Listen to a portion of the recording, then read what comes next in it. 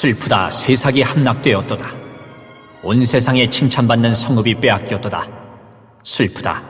바벨론이 나라들 가운데 황폐하였도다. 바다가 바벨론에 넘치며 그 노도 소리가 그 땅을 뒤덮었도다.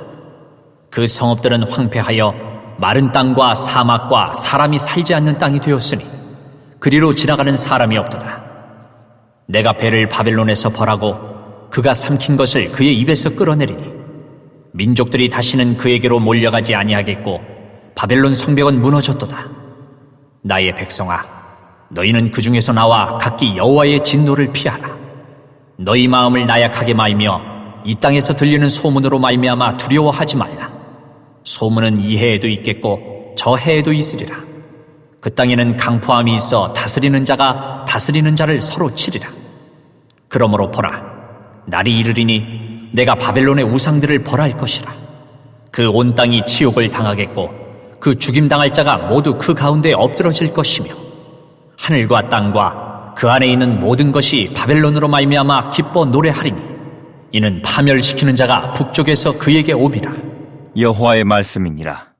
바벨론이 이스라엘을 죽여 엎드러뜨림같이 온 세상이 바벨론에서 죽임을 당하여 엎드러지리라.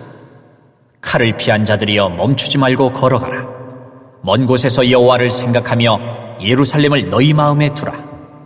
외국인이 여호와의 거룩한 성전에 들어가므로 우리가 책망을 들으며 수치를 당하여 모욕이 우리 얼굴을 덮었느니라. 보라, 날이 이르리니 내가 그 우상들을 벌할 것이라. 부상자들이 그 땅에서 한숨을 지으리라. 여호와의 말씀이니라. 가령 바벨론이 하늘까지 솟아오른다 하자. 높은 곳에 있는 피난처를 요새로 삼더라도 멸망시킬 자가 내게로부터 그들에게 임하리라. 여호와의 말씀이니라.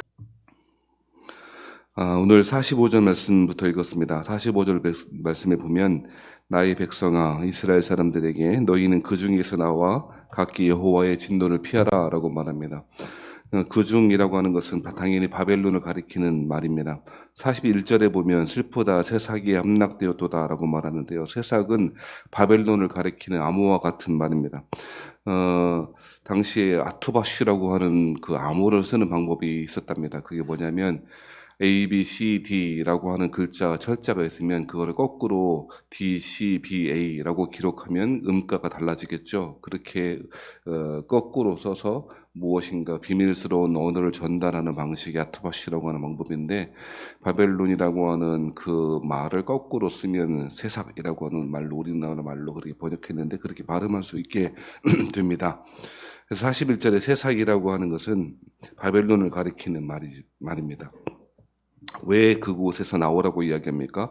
새삭이 함락되었기 때문이고 온 세상에 칭찬받는 성읍이 빼앗기게 되기 때문인 것입니다. 칭찬받는 성읍이라고 바벨론을 묘사합니다. 실제로 바벨론의 그 찬란한 문명, 당시 기준으로 보면 정말 위대한 문명이 그곳에서 꼽히고 있었습니다. 바벨론 지역은 지금도 건조한 땅으로서 거의 황무지 같은 땅인데 불구하고 티그리스 유브라테스 강의 물을 끌어다가 제국을 건설했으니 그 제국의 문화가 얼마나 멋있게 보였을지 우리는 상상이 갑니다. 그런데 그 칭찬받는 성읍, 세상에 칭찬받는 성읍이 무너졌고 빼앗기게 될 것이기 때문에 하나님의 백성들에게 그곳에서 나오라라고 이야기합니다. 특별히 하나님은 44절 말씀에 보면 내가 배를 바벨론에서 벌하고 라고 이야기합니다. 벨이라고 하는 것이 무로닥이라고 하는 주신, 바벨론 주신이라고 말씀드리지 않습니까? 근데 특별히 벨을 바벨론에서 벌하시겠다고 이야기합니다. 왜 이런 말이 기록되어 있냐면 당시 세계관에 의하면 당시 나라들의 전쟁은 신들의 전쟁이고 이스라엘에 있는 성전에 있는, 특별히 성전에 있는 성전 기구들, 모든 기명들을 다 빼앗겨 그 바벨론 땅으로 가져왔지 않습니까? 그러면 당시의 세계관에 의하면, 당시의 사람들의 생각에 의하면 하나님께서 여호와, 이스라엘의 하나님 여호와 하나님이 패배했고 포로로 끌려온 거나 마찬가지입니다. 당시 세계관이 그렇다는 것입니다. 실제로 그런 거 당연히 아니고요. 그런 생각을 가지고 있었기 때문에 하나님은 특별히 배를 바벨론에서 벌하시겠다. 하나님이 실패하거나 사람들이 생각하듯이 그렇게 하나님이 바벨론에 포로로 끌려온 것이 전혀 아니고 오히려 하나님께서 배를 심판하시겠다. 특별히 바벨론, 그 제국의 중심에서 하나님을 심판하시겠다고 말합니다.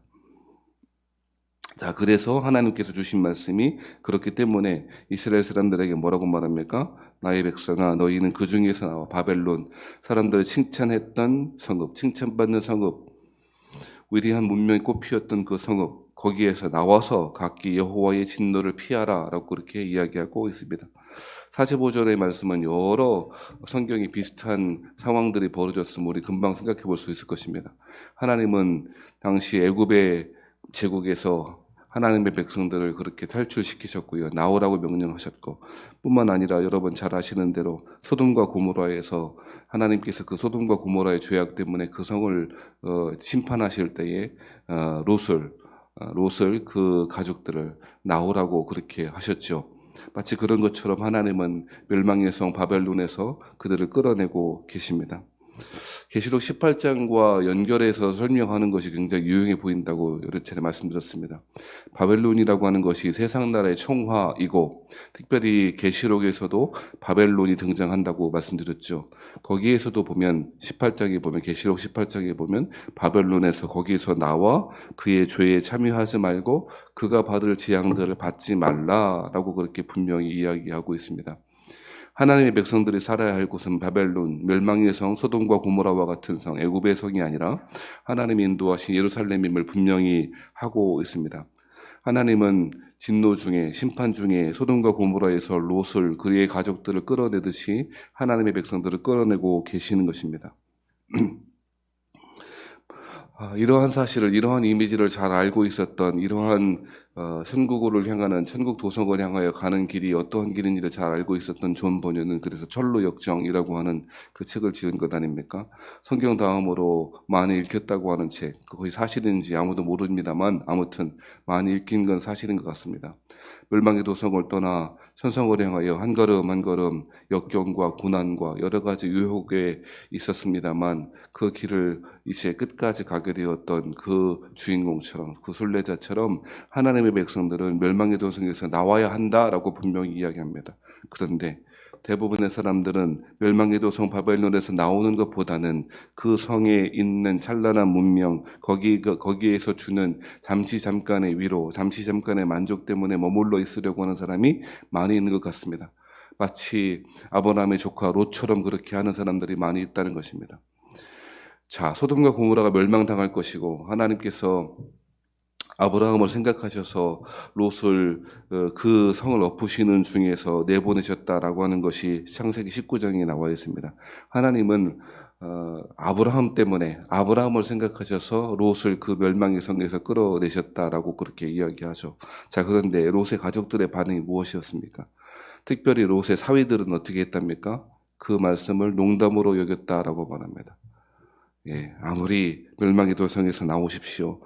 거기는 진노의 땅이고 다 없어질 것이며 심판받을 땅입니다 라고 말해도 안 나오는 것입니다. 농담으로 여겼답니다. 소돔과 고모라가 어떻게 멸망해? 아니, 소돔과 고모라라고 하는 도시 국가도 멸망할 수 없어 라고 생각하는 사람들이 바벨론이 무너질 것이다 라고 하는 생각들을 쉽게 받아들이기는 쉽지 않았을 것입니다. 마찬가지로 세상 나라가 영원할 것 같고 세상에 주는 달콤한 잠시 잠깐의 춘몽과 같은 꿈에 취하여 그곳에서 나와라, 거기에 생활을 버려라, 바벨론의 신 벨과 무로닥은 신이 아니고 참신이 아니고 우상일 뿐이다 라고 암만 이야기해봐야 세상의 조언이 어떡하겠습니까? 그것이 멸망받을 사람들의 특징일 것입니다. 자, 롯의 사위들은 농담으로 여겼고요. 롯의 아내는 어떻게 했답니까? 지체하게 되었고 그래서 소금 기둥이 되었다라고 하는 것이 창세기 19장에 나와 있지 않습니까? 지체하고 머뭇거립니다. 마치 갈멜산에서 엘리야 선지자가 하나님의 부름받아 바알과 아세라 선지자와 함께 대결하였던 그 장면에서 엘리야 선지자는 포효하듯이 외칩니다. 뭐라고 이야기합니까? 너희가 어느 때까지 머뭇하려느냐라고 이야기합니다. 하나님이 여호와 하나님이 참 하나님이면 하나님을 따르고 바알과 아세라가 참 하나님이면 거기를 따라야지. 어느 때까지 눈치 보고 여기 갈까 저기 갈까 하느냐 그렇게 이야기합니다. 이스라엘 사람들 대부분은 기웃기웃거렸습니다. 하나님도 아니고 바벨론도 아니고 하나님도 아니고 바알과 아세라도 아닌. 우리 그런 말 많이 하죠. 우리는 하나님 없으면 못 삽니다. 하지만 하나님만으로도 못 삽니다. 그게 대부분의 사람들의 신앙의 태도입니다. 그렇게 살아가는 사람이 어떻게 그리스도인이겠냐라고 하는 것입니다. 몸은 머뭇하려다가 진노의 잔을 피하지 못하였던 롯의 아내와 그 사위, 그 가족들처럼 어리석은 가운데 자신의 판단 가운데 자신의 상황과 감정을 믿지 말고 하나님이 말씀하시는 것을 따라가는 것이 생명 있는 길입니다.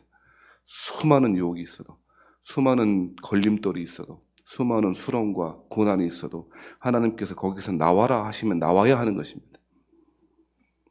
예수를 믿는 것은 예수를 닮아가는 것이고 예수님의 말을 닮아가는 것이고 예수님의 행동을 닮아가는 것입니다.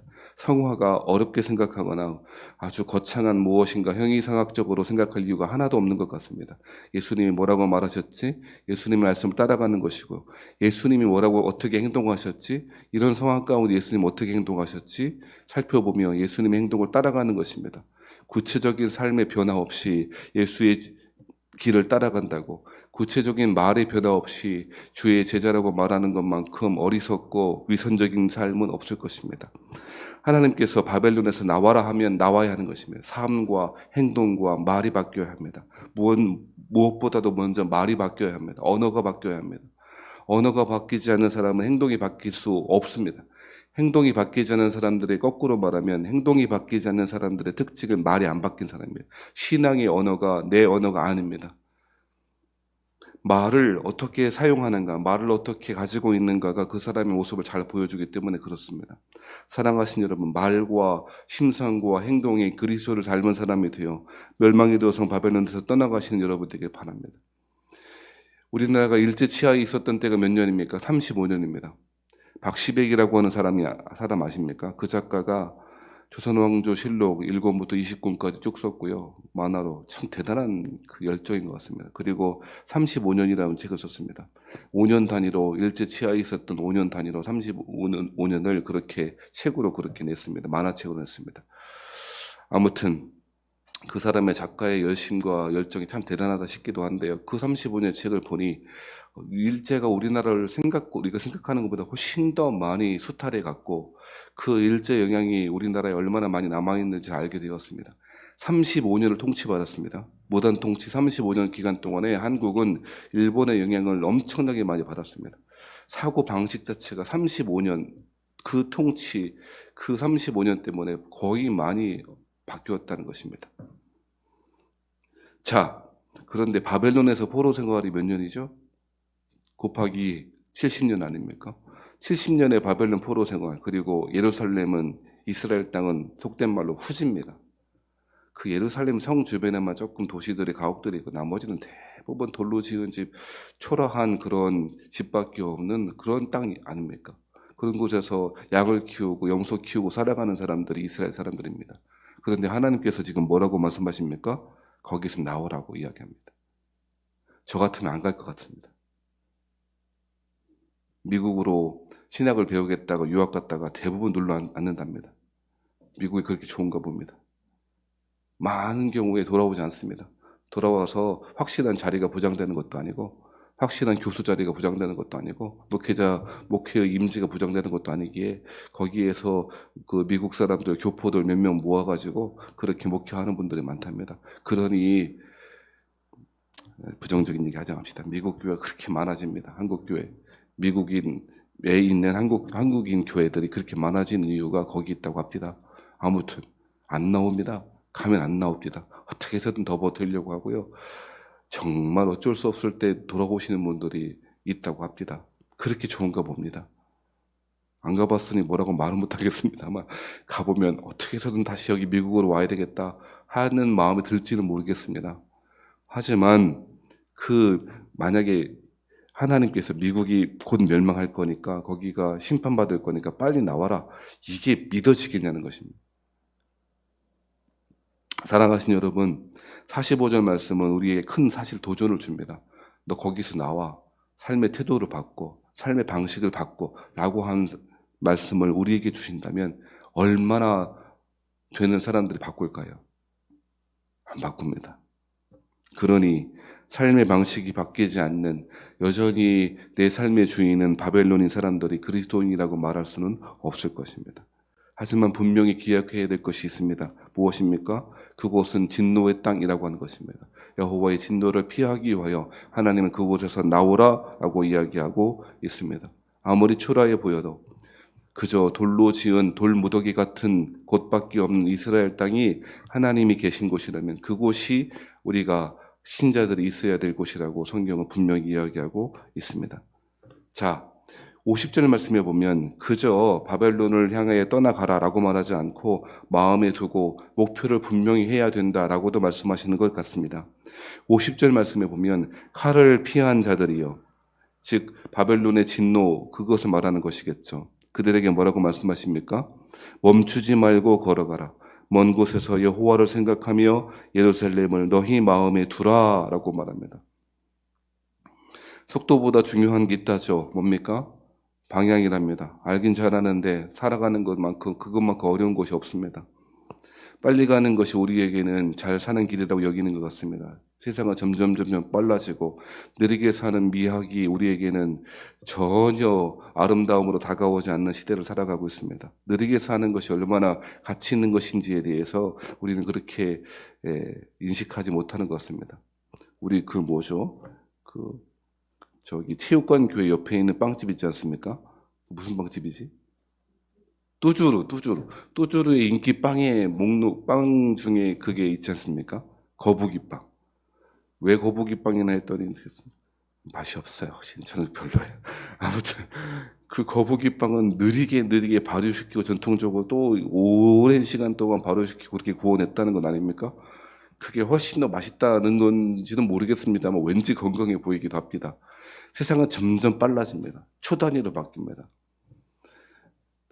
SNS 상에서도 그런 것 같아요. 예전에는 페이스북은 좀 길게 쓸 수 있고요, 글도.